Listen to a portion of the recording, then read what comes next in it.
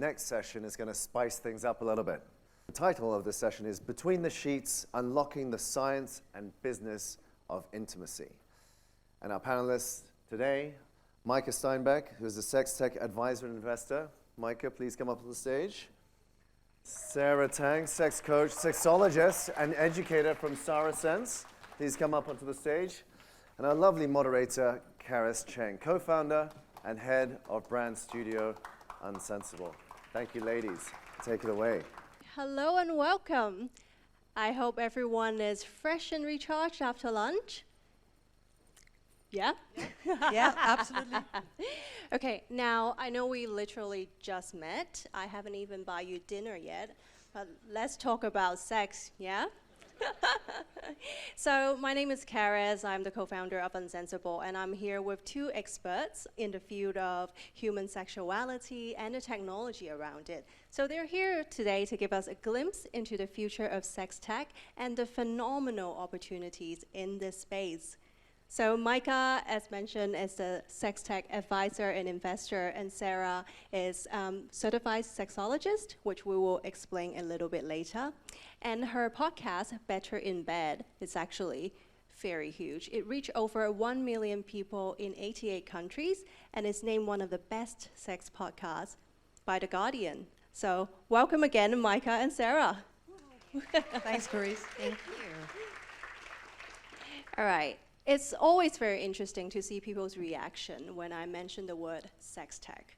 A lot of awkward laughs, just like this one, confusion, and once in a while there are some brave ones that jump straight to the question, do you mean sex robots?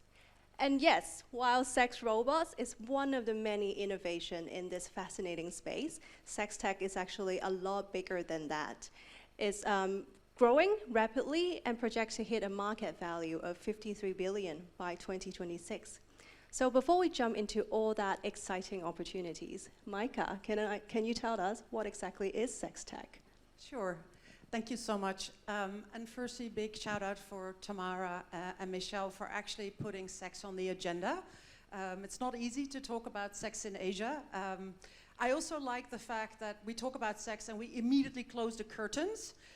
So I'm originally from the Netherlands, and that is typically what people in the Netherlands do. You have sex, you close the curtains and turn off the lights. So yeah, sex tech.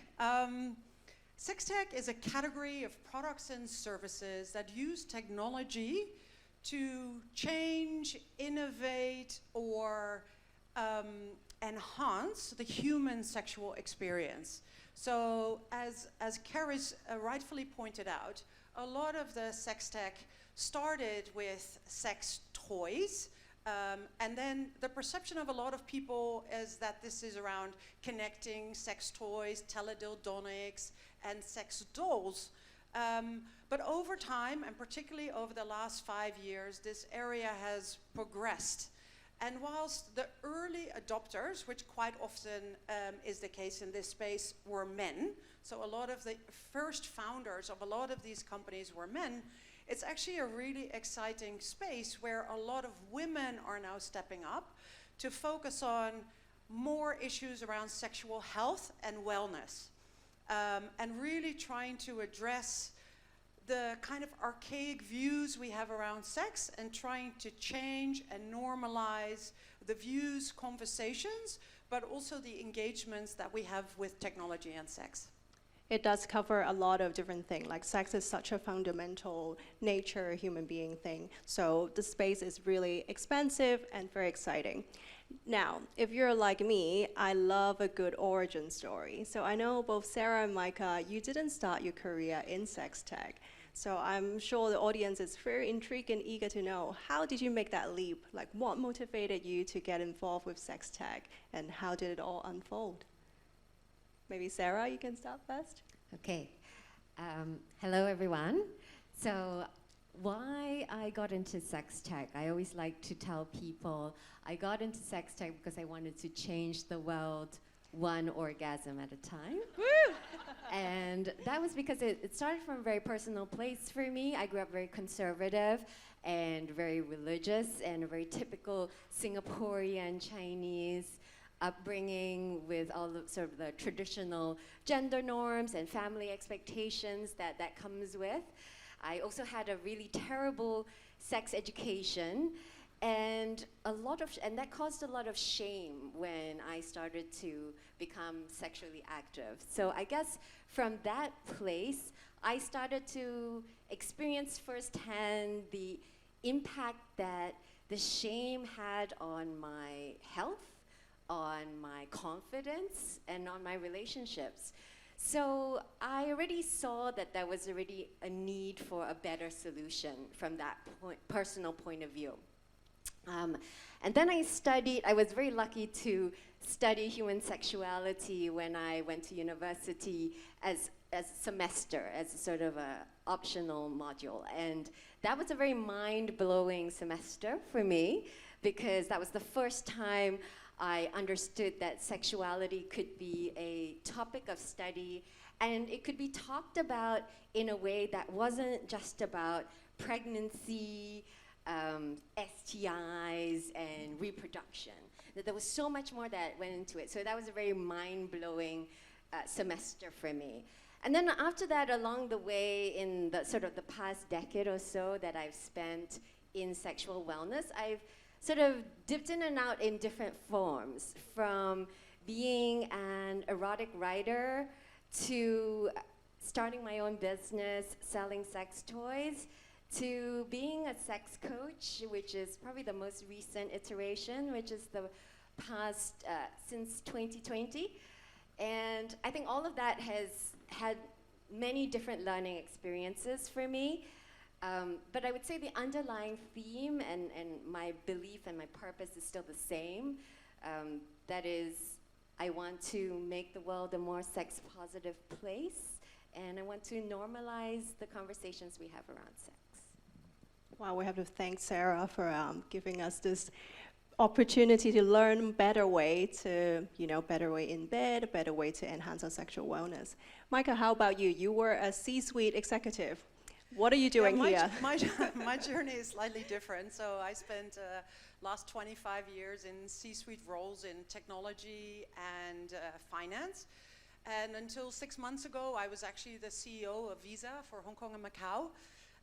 But as I've been going on my corporate journey, I firstly recognized the benefit of change, so of tech. So we can really use tech to democratize the well-being of individuals. And having seen the lack of female participation in technology, I've been a strong advocate to ensure that there was a voice of women at the table when we were talking about technology. And through that, I connected with some very impressive women that were already active in this space. And in 2018, I thought, okay, maybe I'm just going to become an entrepreneur. And I will set up a platform where women can go to with all their issues, their sexual, financial, physical, and mental issues. Something like Goop, something like Gwyneth Paltrow did in Asia, did in the US, but do it for Asia. But what I realized was that I'm not really an entrepreneur at heart. I really feel that the strength that I have is that I can use my voice, my corporate credibility, particularly in Asia, to advocate for those that don't have that voice. And I think if you look at the well-being of women or you look at sex, both are two areas that are very under studied, under discussed. Whilst actually, if you take a deep dive, so firstly, women are half of the world's population, and probably sex is one of the few things that, let's say, 99% of the population at one point in time in their life would be part of. So apart from the fact that we should start to normalize the conversations, like Sara mentioned, it's also an amazing business opportunity. But when you work in a marginalized space, like sex or even women's health, it is really important that there are people that advocate for the marginalized. So I decided to quit my job and focus full-time on this space. Funny story is when during COVID, everybody went to Harvard and I went to sex tech school. This was an online 6-week incubator for sex tech, and I met some amazing people with the most crazy ideas to support and enhance our sexual well-being. But what was really interesting is there were very little people from Asia, actually none. There was one building a solution in Web3, and then there was somebody in Hong Kong that was also developing a product. But I thought, why is that? And then I started to realize that in Asia as a whole, we have so much cultural stigma and taboo on sex in general. And the way we can use sex tech is, to a certain extent, we can use it to anonymize a lot of the interaction that we have. So we take away the shame and the guilt that Sara was talking about.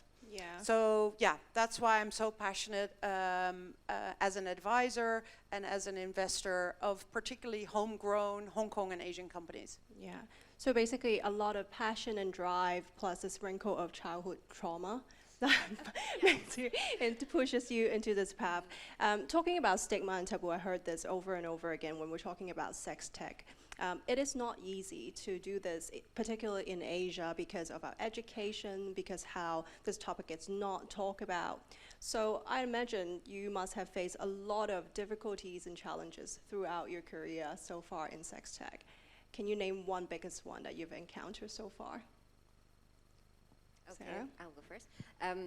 My biggest one was actually building awareness and understanding for what I do as a sex coach or a sexologist.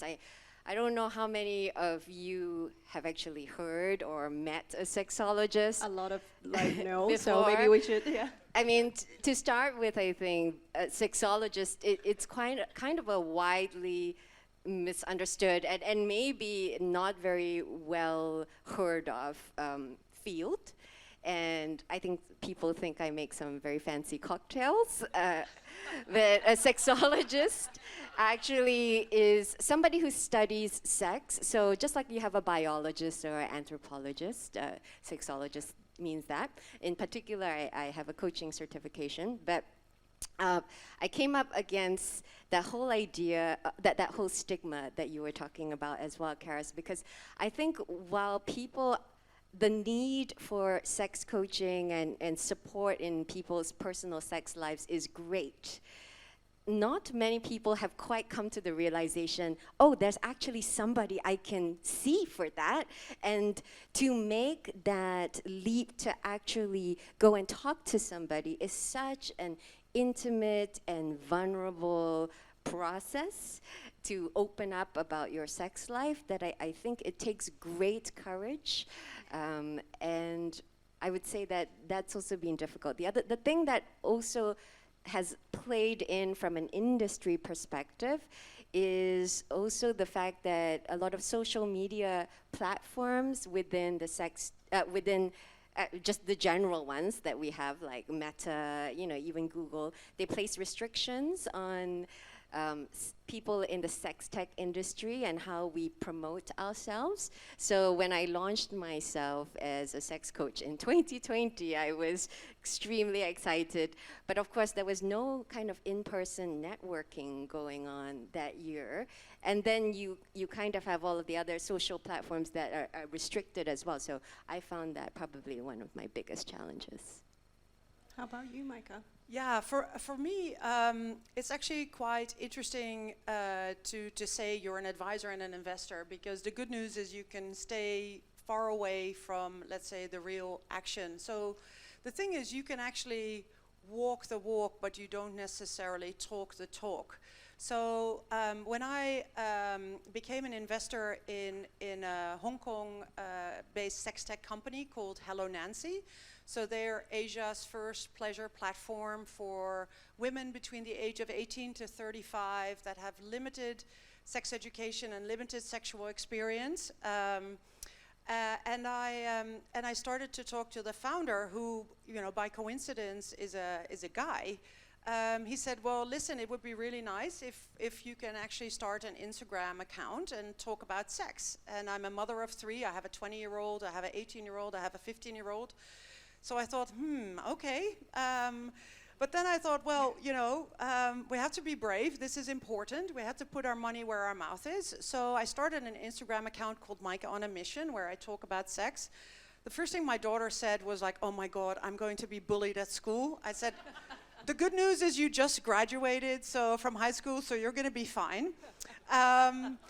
But it's interesting because I now have to talk about topics that even for a Dutch woman sometimes are a bit uncomfortable to talk about. And I do it on LinkedIn and I do it on Instagram. And the first time I did it on LinkedIn, I spoke about an innovation which was around different kind of condoms that were being produced. And obviously LinkedIn is very much a business profile, but if you want to talk about business, you also have to talk about sex tech. And the post went wild. There were comments about this isn't innovation, this is crazy. And I told one of my friends, I said, okay, forget it. I'm not going to do this. This is too hard. And he's like, nope, you made a decision. This is what you're going to do. You're going to keep your post up. You're going to engage with all the people that are out there and just keep going. And last night was another, for me personally, it's a small thing, but I did a post on Instagram about BDSM. So not a very common topic, not very easy to talk about, but it is part of our sexuality and of certain communities that we need to talk about. And it was so encouraging that somebody sent me a message from a local lady who basically said, thank you for giving the community a voice, thank you for talking about this online, and kind of keep going. And yeah, for me that's super motivational. So even though it's not always easy to talk about sex in public, even if I can only help just one person have a better sexual experience or a better sexual journey, then I'm already going to be happy about it. Yeah, so I think the common thread, like between both of your answers, a lot of these like hush hush, right? Like you don't want to talk about it. There's still a lot of shame, stigma, and public perceptions. So I think let's shift gear a little bit and think about the role of education. Knowledge is power, right? Like when you have more knowledge about the topic, subject matter, you are more confident to talk about it. You look at it less in a stigmatized lens. So now, shall we do some audience interaction? I can see people physically tense up when I say audience interaction in a sex tech panel. No worries, I'm not gonna grab anyone on stage, okay? Can I just have a show of hands? Who here had a sex education class growing up? Great, good education. All right, can you please keep your hands up if you find those classes have made a positive impact to your sex life? Great. Okay. We have a very lucky gentlemen yes. and ladies. We will have to talk to you about this after, so please come forward. Unlike you, I unfortunately have a very different experience, right? So growing up here, I have exactly one sex ed class, and it was 20 slides of zoomed in horrendous images of STIs. One after the other, and that was it. I didn't even get hands-on exercise, right? No putting bananas onto, putting condoms onto bananas and all that. So this is a topic that interests me a lot because education is so important. So what is sex tech doing in revolutionizing the way we approach sex education? Sarah, you're closest to me. Okay, yes, all right. Well, sex education also very close to my heart. Yes. My story very similar. Well, I think technology in general and the internet is democratizing sex education now. I think anybody really who has an internet subscription is able to access sex education, and I think that's a great thing. I think even marginalized communities are able to access sex education, and that's very much needed. I also think the other thing that is great is that you have a lot more content creators who are using these digital platforms that are social to make sex education engaging and fun and interesting, as opposed to a lot of us, I don't know about you, but a lot of us who maybe had sex education conducted by the school nurse, in a very clinical way, or, conducted by a teacher that was probably more embarrassed than the students themselves. And so I think content creators are making sex education engaging and something that's kind of worth consuming as well in terms of content. So I think those are two really great trends. And the third trend is that I think technology and the internet are also making a lot more safe spaces for people to find communities.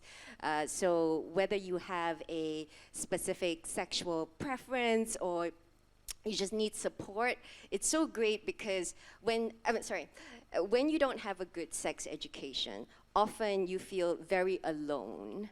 And you often ask, am I normal to be feeling this way, doing this, having whatever is happening? I think the ability for these people who feel like that to find community and be able to ask questions and find other people who are almost like similar or facing similar challenges is also something that I think technology has made a really big impact on. Yeah, it's like finding your kind of group, finding people who share similar questions, query, so you feel like, okay, I'm actually normal. How about Maaike? You mentioned your Maaike on a Mission Instagram account, and you've been doing a lot of education content as well. What are you seeing in terms of interaction? Yeah, so what I think is really interesting is how we can use sex tech to make the community and conversation around sex more inclusive. So one of the biggest takeaways I had from sex tech school is that there are so many things as a privileged white female you don't think about, heterosexual female, let's put it that way. So there was somebody that was actually inventing a sex toy for handicapped people. Now, I never thought about that, but when you're handicapped and when you have no access or ability to have, let's say, normal sex, and you're reliant on a sex worker, how amazing is it that there is a community that is, designed thinking a sex toy for handicapped people. And the process was very cool. They took a pool noodle. It actually looks something like a pool noodle that you can actually control with your chin or with your fingers, and it's very light touch. Or increasingly for marginalized communities that have difficulty kind of connecting, whether you're neurodiverse or you have a very different sexual preference. It is amazing how inclusive we can all make this. And that's what I'm excited about. The Mabuba's story was incredibly inspirational, and it brought tears to my eyes to think that this is how we treat other people. And sometimes it just makes me wonder if we would all have had a better sex education and we would communicate to boys and to girls about how wonderful it is to have an amazing experience and a sexual journey, how much misery and pain we could have avoided. So there is so much to say for going back to the basics and making sure we get sexuality and human sexual experience right. Yeah, 100%. I think with education, you build that confidence in yourself and you build that respect for other people's body as well. So obviously, education is one of the key verticals of sex tech, and I want to expand a bit more laterally and see what are the other key themes that sex tech is helping a lot on. So I know, Maaike, you advise a lot of sex tech startup, and Sara, you have clients and listeners from all around the world. So in your opinion, what do you think is the biggest pain point people are facing regarding sex, and what is the most interesting sex tech ideas out there that is currently solving these problems? Sara? Yeah. Okay. Yeah, Maaike, go for it. So Maaike's ready. a few things that I'm excited about. So I think sexual wellness is very important. I'm not going to ask for a raise of hands, but how many women experience painful sex, for example? It's a lot, and it's a lot of things that we do not talk about. There was a survey recently done in Hong Kong that 47% of people in Hong Kong do not talk to their partners around sex or their sexual problems or their sexual preferences. Now, if you experience painful sex, that is going to be very, very tough.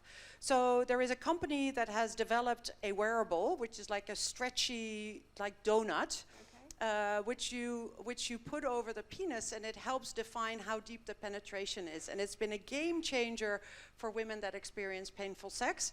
And interestingly enough, actually, there's a lot of men that are buying it for their partners because they also want their partners to have a better sexual experience. So a lot of things happening in the wellness space. So women that are taking problems, whether it's related to endometriosis or PCOS that polycystic ovaries that they've had, or really big problems that they're trying to solve. But on the other hand, there is also a more customized and tailorized product range specifically designed for individual customized preferences. So let's take pornography, for example, has a very bad rep, and for a large extent it should be, because there is a lot of bad content out there. But what is interesting is that a lot more women are actually watching porn. But women and men look at porn differently. So men really type in boobs or bottom or what have you. But women want an experience. So they want boy and girl first time, or two women.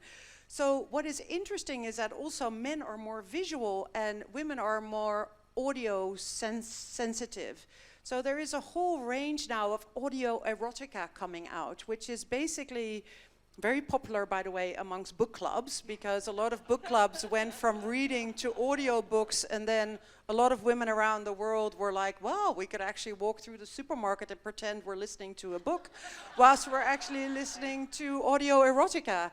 But the great thing, this is not just there for women, it's also there for men, and it's there for, let's say, everything in between, all different types. And these are apps which are easily accessible and give people a very pleasurable, anonymized experiences, without, particular in an Asian culture where people have to disclose it or talk about it.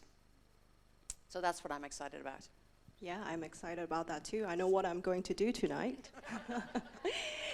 Sarah, anything to add into that? Yeah, so I often get the question, what do people come and see you for? And if I had to group it thematically, I would say women come to me with issues around pleasure, and men come to me with issues around performance. And if you dig a little bit deeper than that, across the board, the biggest pain point is usually shame. And I think that is something which comes from, upbringing, it comes from our culture. And I also think that because the biggest pain point is that when you have shame, you are also silent, right? And actually, that's almost like a vicious cycle, because the more silent you are about shame, the shame just grows bigger, and then it gets even harder to talk about. So I would say the biggest pain point as well is that this shame makes people find it very difficult to have conversations. In regards to tech and how, well, I personally have used tech to help to solve some of that, was to actually start the Better in Bed podcast, which was all about normalizing conversations and actually just showing people, how do people talk about sex in real life? What vocabulary do they actually use?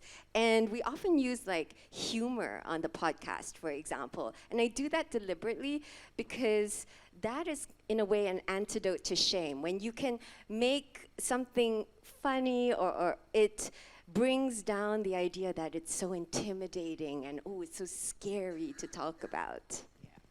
All right, we're just about out of time. Okay, last question, 2 sentences per panelist, all right? What about the future of sex tech are you most excited about? 2 sentences. I know. So I think we speak a lot about Web3, we speak a lot about AI. I think there is a whole next generation of AI sex tech coming our way very, very soon. And it's going to be the next iteration in the way we engage with technology. Not all good, but it's something that I think it's interesting to see how that develops. Okay, I'm excited about a lot of things, but the most excited is just a personal project that I've been working on with a local sex tech startup here, also called Nancy, which is what Maaike referred to earlier. And we are creating an online course together, and it is called Own Your O, the Shame-Free Guide to Self-Pleasure. and we'll be unlocking, you know, the secrets of female sexuality, giving people practical tools around exploring self-pleasure, and that's the thing I'm most excited about. A lot of exciting stuff happening that I'm looking forward to personally. So thank you for everyone for joining us today and being so open-minded throughout. And thank you to Maaike and Sara for your invaluable insights. Well done.